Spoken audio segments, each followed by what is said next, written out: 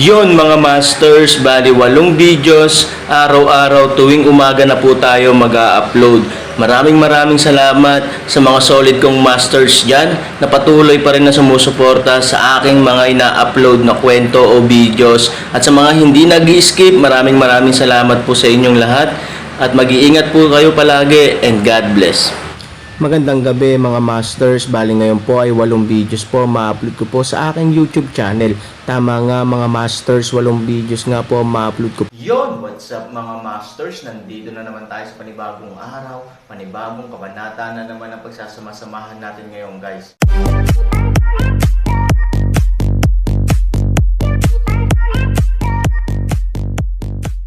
Bali mga masters, kung bago ka pa lang po sa aking YouTube channel, please click the subscribe button, lalong-lalo na po yung notification bell guys, para maging connected pa rin tayo sa isa't isa at maging updated kayo sa mga susunod ko pang video.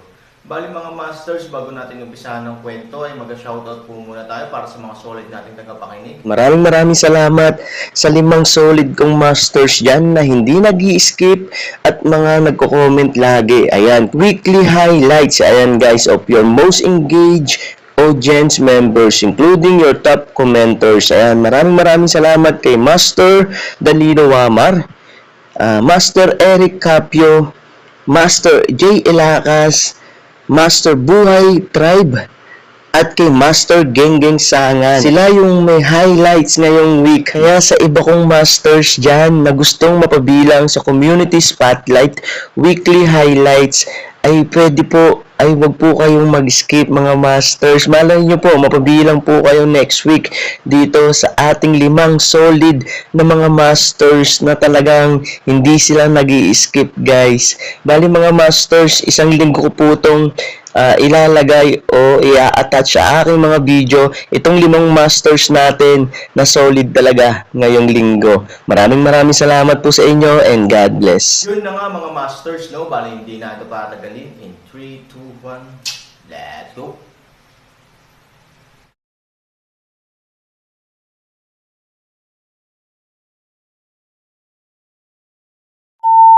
Natapos si Han Sanchen, at isang ngiti ang lumitaw sa kanyang mukha. Apoy lolo makita ang ngiti na ito, agad na mag-aaral bukas, Fang Fo makita kung ano ang lubhang kaayla hilakbot na mga bagay.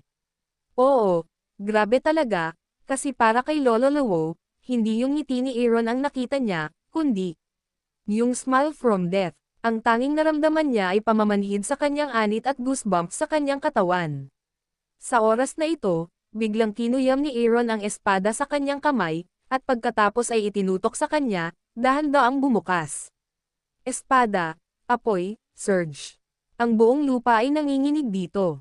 Sa gitna ng kalangitan, dahil sa pagkabigla ng 9 na araw na madilim na apoy, ang mapusyaw na asol ay naaninag sa oras na ito, at ang madla sa ibaba ay nagmulat ng kanilang mga mata sa takot. Dahil sa panahong ito, maswerte silang masaksihan ang dagok ng pagwasak sa langit at lupa. Ibalik mo yan. Ang Aaron ay nagbigay ng malaking inumin. Sa Jade Sword, si Wan Junjiu Xuanwo ay naging haligi ng liwanag at dumiretso sa apoy na apo.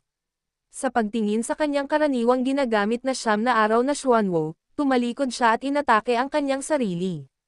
Alam ng apo ng apoy na nawala na ang sitwasyon. Siya ay natalo, hindi lamang natalo sa laro, nawalan ng dignidad, ngunit nawalan din ng sariling buhay.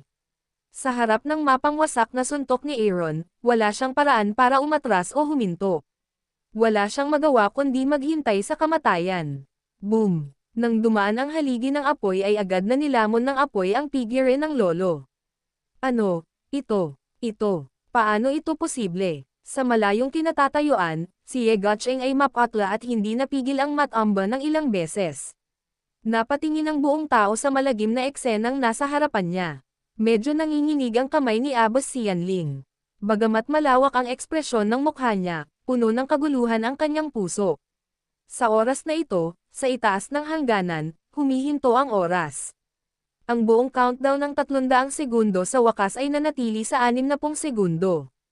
Ang matingkad na pula at malamig na mga numero, tulad ng mga matutulis na punto ng Buddha, ay hindi lamang pumapasok sa puso ng Gerong Tai at Ye Gacheng, kundi pati na rin sa puso ng lahat ng taong naruroon. Talunin ang apoy ni Lolo sa loob ng 5 minuto. Ginawa niya. This makes all people incredible, even make people laugh, ginawa niya talaga. Tahimik ang buong eksena, sa labas man ng hall o sa loob ng hall. Nakalimutan pa ni Bai Xiaosheng ang kanyang hininga. Ibinuka niya ang kanyang bibig, nanlaki ang kanyang mga mata at tumitig sa mesa. 1 minuto, 2 minuto, kahit 10 minuto. Sa loob ng eksena, walang gumawa ng tunog, walang tumingin sa malayo mula sa Aaron. Misteryosong tao, awesome. Biglang naaninag ito ni Bai Xiaosheng sa lawa ng ilog, at ang subconscious na galit na boses ng buong tao ay tumawag. Boom! Biglang sumabog ang eksena. Misteryosong tao, isa kang madugong toro. Kahit na manalo ka sa 2 laban at sirain ang pamilya ko, kailangan kong sabihin sa iyo ngayon na isa kang madugong toro. Fuck, akala ko ipinagmamayabang mo ang pagpapatambol sa apoy sa loob ng 5 minuto. Hindi ko inaasahan na ikaw ay isang tunay, fucking bull, misteryosong tao. Kumbinsido ako. Buo akong kumbinsido. Damn it, mysterious man, you're just so fucking perverted that you're not human. Si Lolo Wu ay nasa harap mo at hindi man lang makagalaw. Bagamat napupuot ako sa iyo dahil hinayaan mo akong mawalan ng pera, mula ngayon makikilala kita sa 8 sulok ng mundo.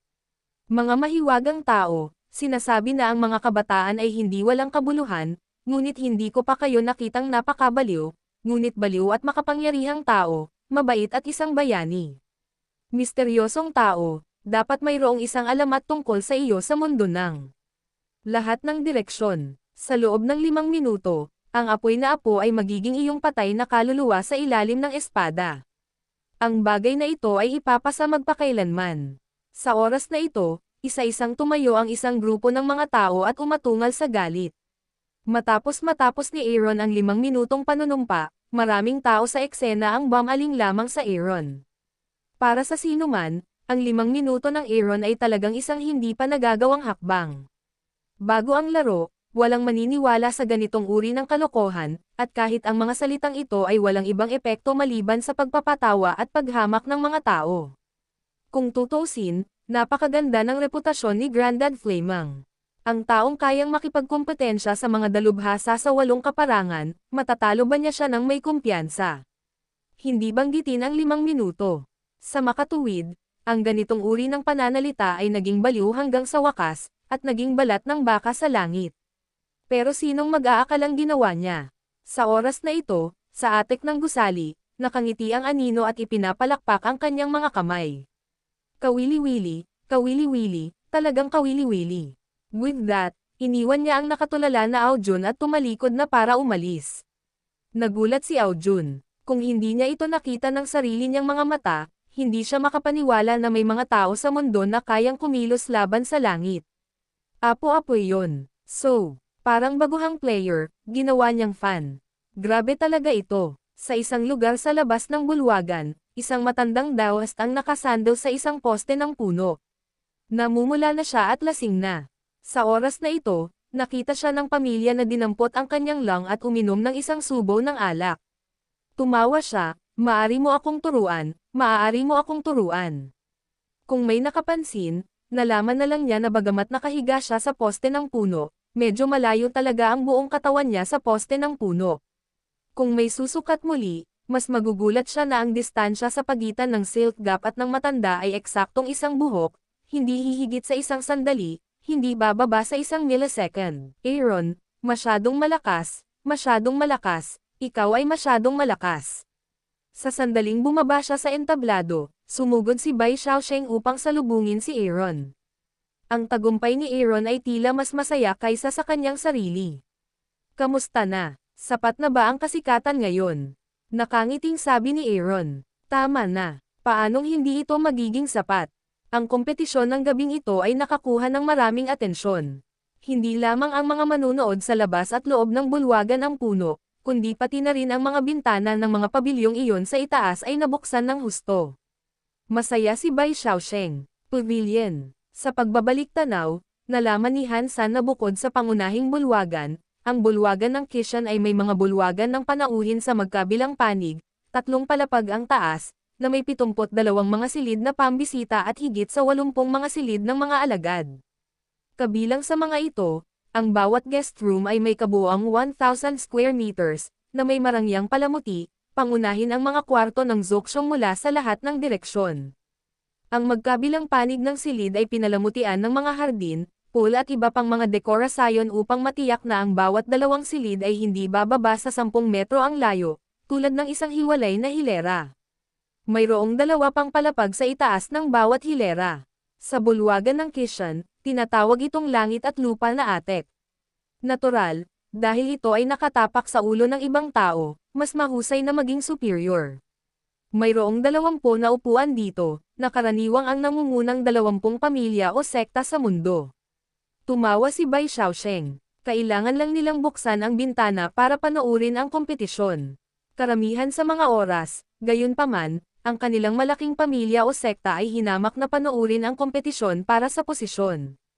Ngunit Aaron ka, ngayong gabi, hayaan itong 20 attics na buksan ang halos kalahati ng ang mga bintana. Kaya, hindi ka lang kinikilala ng publiko, kundi pati na rin sa mata ng maraming malalaking lalaki. Ang mundo ay puno ng karunungan. Bago ang laro, nang sabihin sa amin ni Aaron ang plano, talagang naisip ni Bai Xiaosheng na siya ay baliw. Kahit ilang saglit pa, gustong umalis ni Bai Xiaosheng, dahil maaaring mawala ang kanyang buhay anumang oras.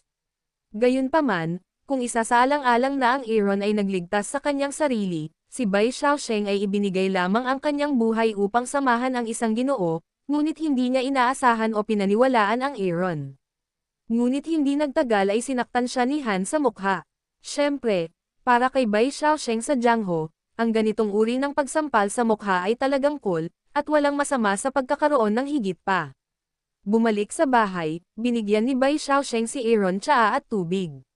Napabuntong hininga si Ivory. Hindi na niya kailangang magtanong pa.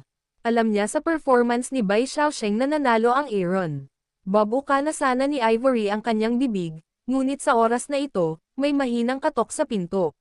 Bumangon si Ivory. Pagbukas pa lang niya ng pinto ay natigilan ang estranghero sa kanyang harapan. Ngunit nang ang kanyang mga mata ay nasa karatula sa dibdib ng may dala, siya ay nabigla. Ang bisita ay isang medyo may edad na tiyuhin, na may mahabang mukha at isang mukha na puno ng rouge. Mukha siyang demonyo. Siya ay hindi lamang isang tao, ngunit din ang isang bit ng isang demonyo. Gayunpaman, mayroon siyang 8 puntong balbas sa kanyang bibig, na nagpapatingin at tumutugon sa isa't isa. Pagbukas pa lang niya ng pinto, hindi siya magalang.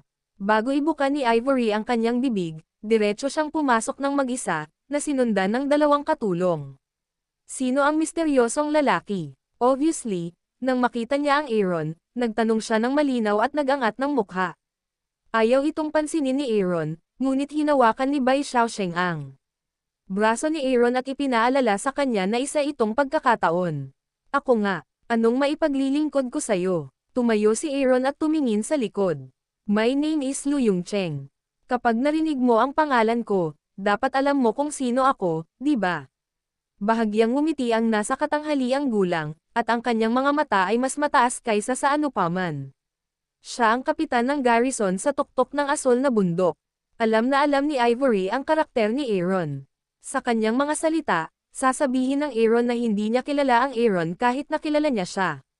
Ngunit alam ni Ivory na hindi masasabi iyon ng Aaron dahil sa pagkakakilanlan ng kabilang partido. Isa itong matataas na opisyal sa tuktok ng bughaw na bundok. Tumulong man siya sa kanyang pamilya o hindi, siya ang pinakamatatag at matatag na pamilya. Natural, ang opisyal sa tuktok ng asol na bundok ay isa ring matimbang sa mundo. Oh, anong meron? Aaron walang malasakit isang puwit na kaupo pabalik sa posisyon. Nang makita ang ugali ni Aaron, nagalit si Lu Yongcheng. Siya lang ang mababa ang tingin sa mga tao. Kung tutuusin, basta ibinuka niya ang kanyang bibig, walang magbebenta ng kanyang mukha sa mundo.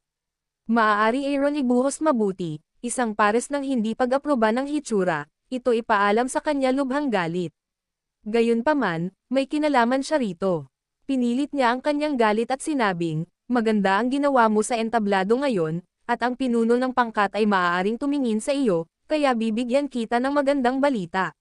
Sa pamamagitan nito, direktang kumuha siya ng token mula sa kanyang kamay at pasimpleng itinapon ito sa harap ng Aaron, ito ang aking utos ng militar sa tuktok ng asol na bundok. Sa pamamagitan nito, natural na ikaw ang taong nasa tuktok ng asol, bundok. Dahil doon, marahang ipinalakpak niya ang kanyang mga kamay, at agad na inilagay ng dalawang katulong ang dalawang plato ng mga bagay sa mesa ni Aaron. Buksan ang pulang tela sa itaas, sa isang gilid, may pulang card, sa kabilang banda, may tatlong magagandang bote.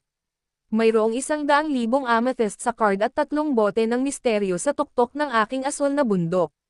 Tapos na sabihin, ang nasa katanghaliang gulang na lalaki ay hinamak na dumura sa lupa, ayaw makipag-usap muli kay Aaron, tumalikod para umalis, sandali. Sa oras na ito, pinigilan ni Aaron si Lu Yongcheng, pagkatapos, nang hihinayang ng isang ngiti, direktang itinapon ang token sa nakaraan, sino ang nagsabi sa iyo, gusto kong maging aso mo sa tuktok ng asol na bundok. Kunin ang iyong mga bagay at umalis dito. Dalawang katulong nakikinig dito, ay natatakot, tingnan ang Han 3,000 galit na tumitig sa kanila, mabilis 2 bagay pabalik, misteryosong tao, ito ay isang imbitasyon mula sa tuktok ng asol na bundok. How dare you refuse? Lumingon si Lu Yongcheng sa kakaibang paraan, at ang galit at pagkabigla ay sabay na damaloy sa kanyang puso. Sa ngalan ng tuktok ng asol na bundok, sino ang maglalakas loob na tumanggi? Huli na para maging masaya sila. Kahit wala pagmamalabas, maraming mga tao ang maaaring hindi makakuha ng ganoong pagkakataon kahit na sila ay nasa dilim ng mahabang panahon, ngunit ang taong ito ay tumanggi. Muli, kunin ang iyong mga gamit at umalis dito. Han 3,000 galit na boses ng inumin, okay, misteryosong tao, ang lakas ng loob mong tumanggi sa akin. Okay, pupunta ako, huwag magsisinagsalita ulit si Aaron. Nang marinig ito ng nasa katanghaliang gulang na lalaki, hindi niya napigil ang huminto at ngumiti. Ano? Natatakot? Nagbago ba ang isip mo? May nakalimutan kang kunin. Malamig na tiningnan ni Aaron ang dumura ni Lu Yongcheng sa lupa. Kitang-kita ang kahulugan. Yun na nga mga masters, no? Bali panibagong kabanata na naman yung natapos natin ngayong gabi. Muli, maraming salamat po